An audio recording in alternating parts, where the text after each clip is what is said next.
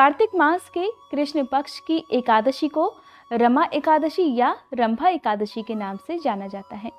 रमा एकादशी के दिन भगवान विष्णु जी की पूजा की जाती है और क्योंकि इस एकादशी का नाम रमा एकादशी है और माँ लक्ष्मी जी का एक नाम रमा है, इस कारण आज के दिन माँ लक्ष्मी जी की विशेष रूप से पूजा करनी चाहिए।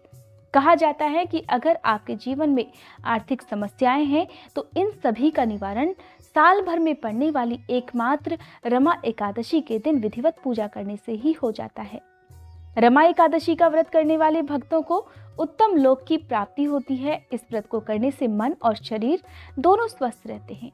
मन की एकाग्रता बढ़ती है, काम में मन लगता है, धन धान्य और सुख की प्राप्ति के साथ विवाह संबंधी परेशानियां भी दूर हो जाती हैं। साथ ही आपके सभी पापों का प्रायश्चित भी केवल एकमात्र रमा एकादशी का व्रत करने से ही हो जाता है। अगर आप किसी कारणवश रमा एकादशी का व्रत ना कर पाएं तो आपको एकादशी के नियमों का पालन करते हुए इस दिन सुबह और शाम तथा द्वादशी के दिन व्रत की कथा जरूर सुननी चाहिए। व्रत की कथा सुनने वाले भक्तों को भी व्रत जितना ही पुण्य की प्राप्ति होती है। कहा जाता है एकादशी का व्रत बिना कथा के अधूरा माना जाता है। आज की वीडियो में सुनिए रमा एकादशी की व्रत कथा। धर्मराज युधिष्ठिर भगवान कृष्ण से कहते हैं, हे श्री कृष्ण, आपने मुझे आश्विन मास के शुक्ल पक्ष और कृष्ण पक्ष की एकादशी का महात्म्य तो सुना दिया। अब आप कृपया कर कार्तिक मास, जो कि भगवान श्री हरि का सबसे प्रिय मास होता है, जिसे दामोदर मास भी कहा जाता है और इस मास में आपकी भी विशेष रूप से पूजा की जाती है, आज कृपया कर आप मुझे कार्तिक मास के कृष्ण पक्ष की एकादशी की कथा सुनाइए। इस एकादशी का क्या नाम है, किस देवता की पूजा की जाती है और इस दिन व्रत रखने से किस फल की प्राप्ति होती है, कृपया करके यह सब विधान मुझसे बताइए। भगवान कृष्ण ने कहा, हे धर्मराज, कार्तिक मास के कृष्ण पक्ष की एकादशी का नाम रमा है। इस दिन व्रत रखने से सभी पापों का नाश हो जाता है। इस व्रत की कथा इस प्रकार है, ध्यान पूर्वक सुनो। इस दिन जो भी भक्त श्रद्धा पूर्वक इस कथा को सुनता है उसके भी सभी पापों का नाश हो जाता है। पौराणिक काल में मुचुकुंद नाम का एक राजा राज्य करता था। इंद्र, वरुण, कुबेर, विभीषण आदि उसके परम मित्र थे। वह बड़ा सत्यवादी और विष्णु भक्त था। उसका राज्य बिल्कुल निष्कंटक था। उसकी चंद्रभागा नाम की एक कन्या थी, जिसका विवाह उसने राजा चंद्रसेन के पुत्र शोभन से कर दिया।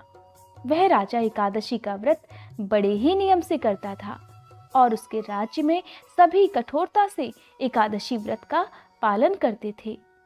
एक बार की बात है, शोभन अपनी ससुराल आया हुआ था। वह कार्तिक का महीना था। इसी मास में महापुण्यदायिनी रमा एकादशी आ गई। क्योंकि इस दिन सभी व्रत रखते थे, चंद्रभागा ने सोचा, मेरे पति तो बड़े कमजोर हृदय के हैं, वे एकादशी का व्रत कैसे करेंगे, जबकि पिता के यहाँ तो सभी को व्रत करने की आज्ञा है। मेरा पति अगर राजा की आज्ञा मानेगा तो बहुत कष्ट पाएगा। चंद्रभागा को जिस बात का डर था वही हुआ।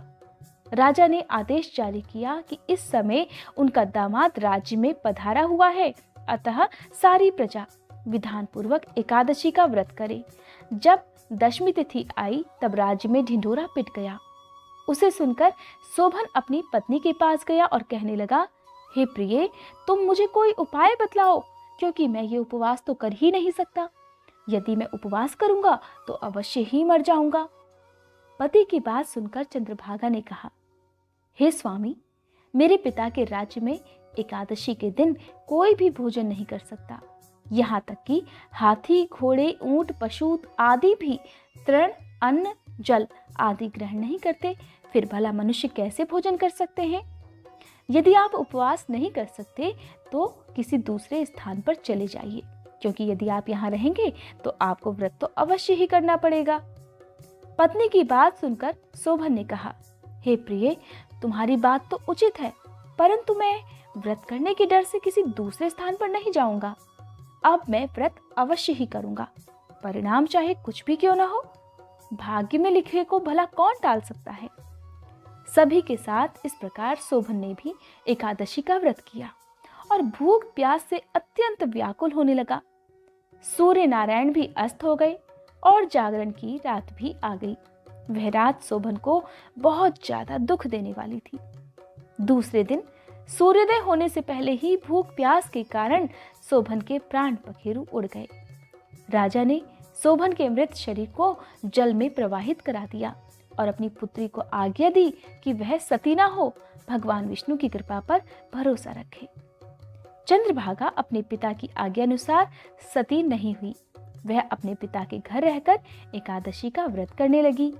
उधर रमा एकादशी के प्रभाव से शोभन को जल से निकाल लिया गया और भगवान विष्णु की कृपा से उसे मंदराचल पर्वत पर धन्य धान्य से परिपूर्ण तथा शत्रु रहित देवपुर नाम का एक उत्तम नगर प्राप्त हुआ। उसे वहां का राजा बना दिया गया। उसके महल में रत्न तथा स्वर्ण के खंबे लगे हुए थे।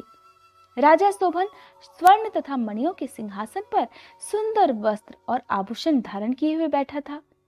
गंधर्व तथा अप्सराएं नृत्य कर उसकी स्तुति कर रहे थे। उस समय राजा शोभन मानो दूसरा इंद्र प्रतीत हो रहा था। उन्हीं दिनों मुचुकुंद नगर में रहने वाला सोम शर्मा नाम का एक ब्राह्मण तीर्थ यात्रा के लिए निकला हुआ था। घूमते घूमते वो शोभन के राज्य में जा पहुंचा। उसने देखा और वो उसे पहचान गया। वह ब्राह्मण उसको राजा का जमाई समझकर उसके निकट गया। राजा शोभन ब्राह्मण को देखकर अपने आसन से उठ खड़ा हुआ और अपने ससुर तथा अपनी पत्नी चंद्रभागा की कुशल क्षेम पूछने लगा। शोभन की बात सुनकर सोम शर्मा ने कहा, हे राजन, हमारे राजा कुशल से हैं तथा आपकी पत्नी चंद्रभागा भी कुशल पूर्वक है। अब आप अपना वृतांत बतलाइए। आपने तो रमा एकादशी के दिन अन्न जल ग्रहण न करने के कारण प्राण त्याग दिए थे और मुझे बड़ा विस्मय हो रहा है कि ऐसा विचित्र और सुंदर नगर, जिसको ना तो मैंने कभी सुना और न कभी देखा, आपको किस प्रकार प्राप्त हुआ। इस पर शोभन ने कहा, हे देव, ये सब कार्तिक मास के कृष्ण पक्ष की रमा एकादशी के व्रत का ही प्रभाव है। इस एकादशी के फलस्वरूप ही मुझे ये अनुपम नगर प्राप्त हुआ है, किंतु यह अस्थिर है। शोभन की बात सुनकर ब्राह्मण ने कहा, हे राजन, यह अस्थिर क्यों है और स्थिर किस प्रकार हो सकता है, सो आप मुझे समझाइए। यदि इसे स्थिर करने के लिए मैं कुछ कर सका तो वह उपाय मैं अवश्य ही करूंगा।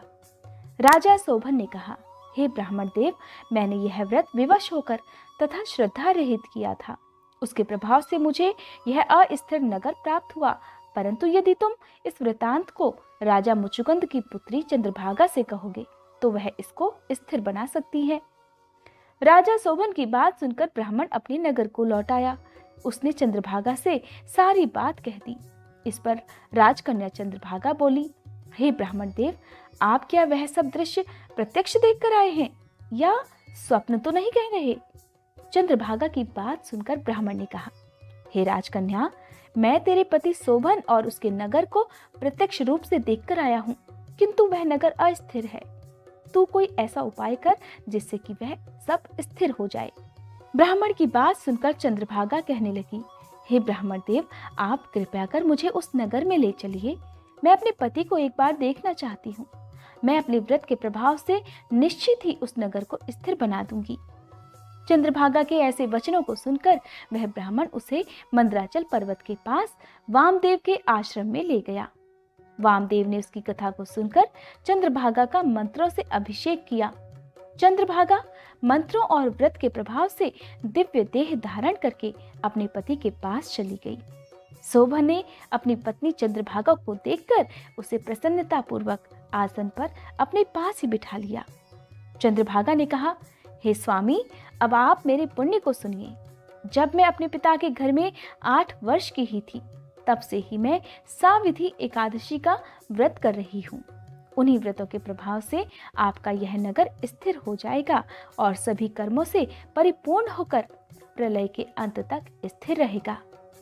चंद्रभागा दिव्य स्वरूप धारण करके तथा दिव्य वस्त्रालंकारों से सजकर अपने पति के साथ सुखपूर्वक रहने लगी। हे धर्मराज, ये मैंने एकादशी का महात्म्य तुमसे सुनाया। जो मनुष्य रमा एकादशी के व्रत को करते हैं और इस कथा को सुनते हैं, उनके सभी पाप नष्ट हो जाते हैं और वह अंत समय में विष्णु लोक को जाते हैं। ये थी रमा एकादशी व्रत की कथा। अगर आप जानना चाहते हैं रमा एकादशी व्रत की संपूर्ण पूजा विधि और जानना चाहते हैं कि इस दिन किस मंत्र का जाप पूजा करते समय करना चाहिए,